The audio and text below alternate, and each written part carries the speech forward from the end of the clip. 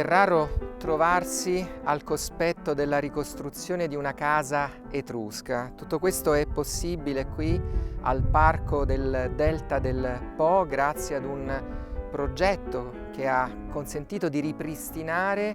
un isolato, la parte di un isolato di quella che è stata l'antica città etrusca di Spina.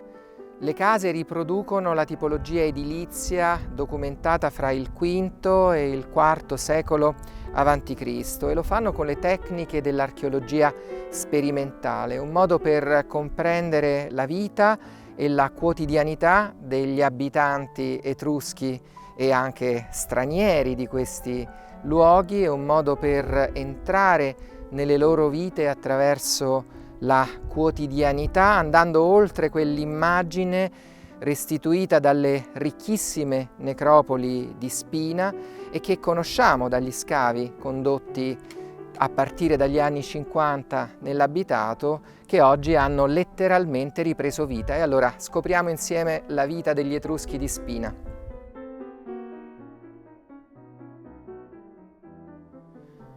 La nascita di Spina è frutto di una pianificazione complessa, non è qualcosa che è avvenuto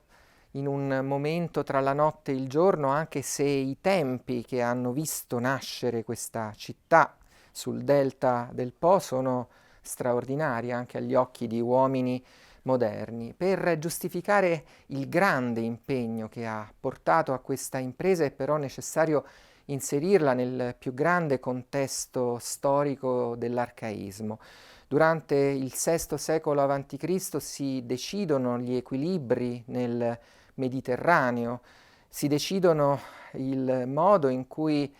il Tirreno sarà diviso in sfere di influenza fra Etruschi, Cartaginesi e Greci. Un momento fondamentale di passaggio è costituito dalla battaglia di Aleria, Alalia, nel Mare Sardo, in Corsica, che vide scontrarsi gli Etruschi alleati con i Cartaginesi e contro i Focei costretti ad emigrare dall'Oriente, dove erano stati scacciati dai Persiani. Dopo questa battaglia le cose non saranno più le stesse, Etruschi e Cartaginesi avranno la meglio, anche se Erodoto ci dice che sono stati sconfitti, ma qualcosa si incrina e questo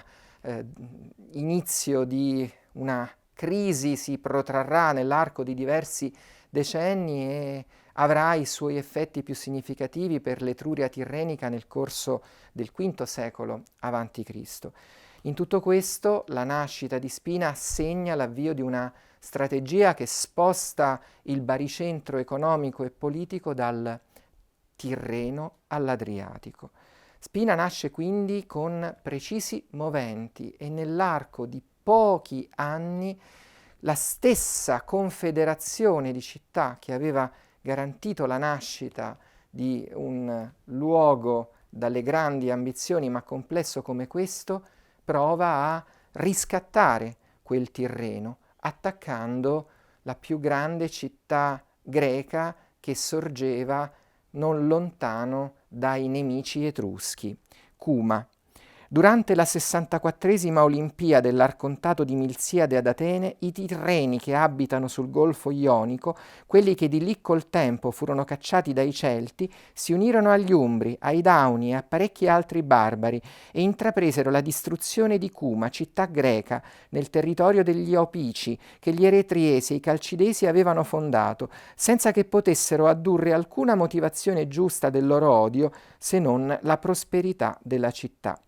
Dionigi di Alicarnasso sta attingendo probabilmente ad una fonte cumana, contemporanea ai fatti, una fonte che descrive la barbarie dei Tirreni del Golfo Ionico, quindi dell'area dell'Alto Adriatico, di Spina, Felsina, che attacca soltanto per smania di conquista una pacifica città greca. Le cose forse non sono andate esattamente così, ma questa capacità organizzativa e anche di coalizione di altre popolazioni, fra virgolette, barbare, come gli Umbri e i Dauni, dimostra quello che dovette essere in quel momento un'esigenza. Siamo nel 524-523 a.C. Spina, se è nata da pochi anni o sta per nascere, e coloro i quali la faranno nascere sono gli stessi che guidano una coalizione alla quale dovettero aderire quasi certamente anche gli Etruschi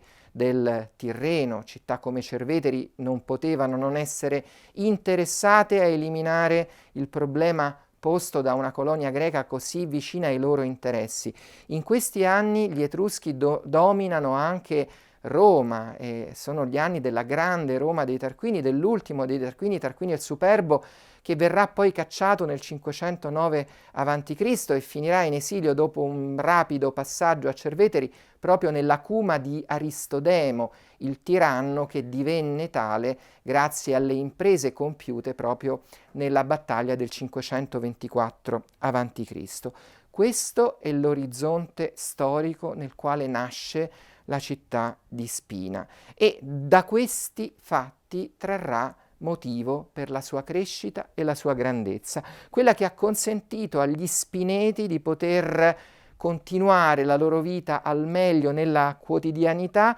trascorrendo il loro tempo in simposi con crateri, vasi, coppe non dissimili da quelli che dovevano essere utilizzati dagli Etruschi dell'Etruria tirrenica. Il sarcofago degli sposi del Museo Nazionale Etrusco di Villa Giulia, risalente al 520 a.C., offre una fotografia della società del tempo, e dobbiamo immaginare nella realtà appunto dei letti come questi dove si gustava dell'ottimo vino in vasi e oggetti come questi che appartengono a varie fasi cronologiche.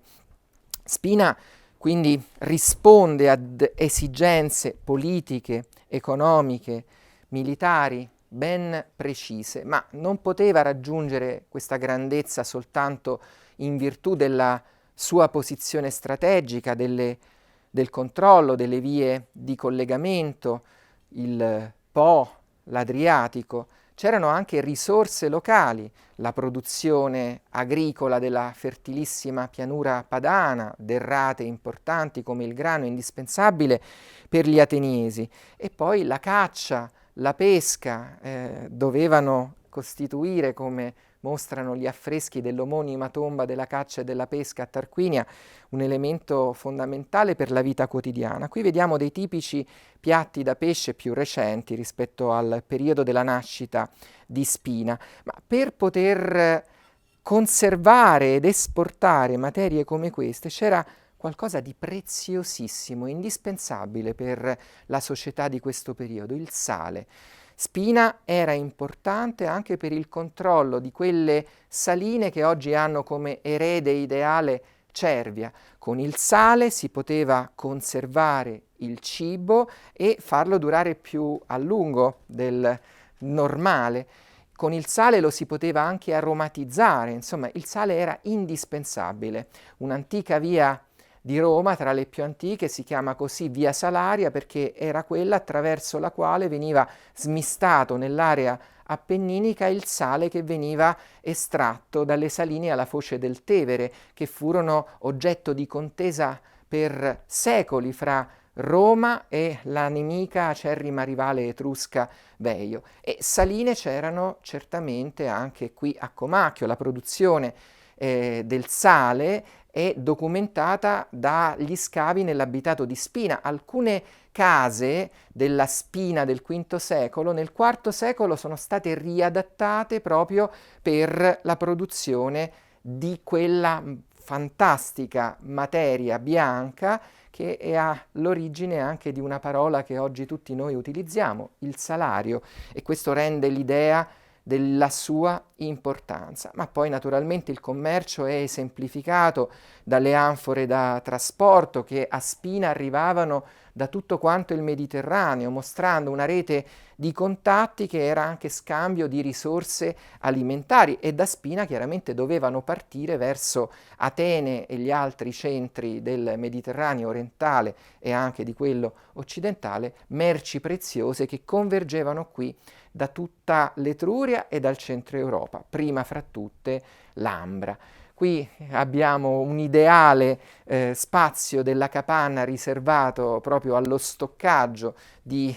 materiali, merci, ed è un modo, questo, offerto da queste bellissime ricostruzioni, per immaginare uomini, persone che agivano, vivevano e non solo morivano, come ci mostrano i musei con le splendide tombe e i ricchi corredi, in quello che è stato uno dei luoghi più importanti della nostra penisola per i 2 o 3 secoli che ha avuto la possibilità di vivere.